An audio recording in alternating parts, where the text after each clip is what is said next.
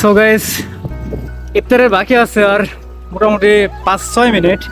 মাত্র একটা অর্ডার ঢুকেছে, মানে জুস অর্ডার। কাস্টমার আসছে যে ইফতারের আগে দেওয়ার জন্য, বাট এদিক সময় আছে 5 থেকে 6 মিনিট ইফতারের।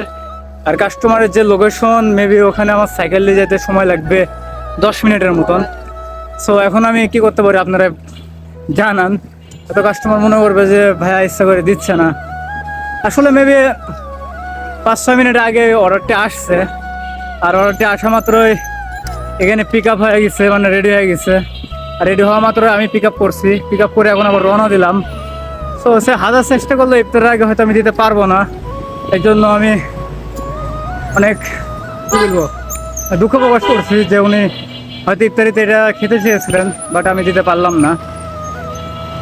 আর আপনাদের যদি এরকম আর্জেন্ট কোনো কিছু অর্ডার থাকে তাহলে অবশ্যই চেষ্টা করবেন ইফতারের আধা ঘন্টা আগে অর্ডার দেওয়ার, তাহলে অবশ্যই আপনার প্রোডাক্টটি টাইম মতন পেয়ে যাবেন।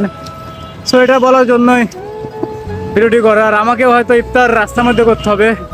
আমার ব্যাগের মধ্যে পানি আছে, আমি এখন এক জায়গায় বসবো, বসে আপাতত ইফতারটা করে তারপরে রওনা দিব। কেননা আমি হাজার চেষ্টা করলেও ইফতারের আগে ওনাকে প্রোডাক্টটি দিতে পারবো না, পার্সেলটি দিতে পারবো না। এর জন্য আমি আগে ইফতারটি ছেড়ে নিই, তারপরে না হয় ওনাকে ডেলিভারিটা করা যাবে। সো আমি এখন এক জায়গায় স্থিরভাবে বসবো, বসে ইফতারটি করবো। আর সময় আছে 4 মিনিটের মতন সময় আছে। আর সো আল্লাহ হাফেজ।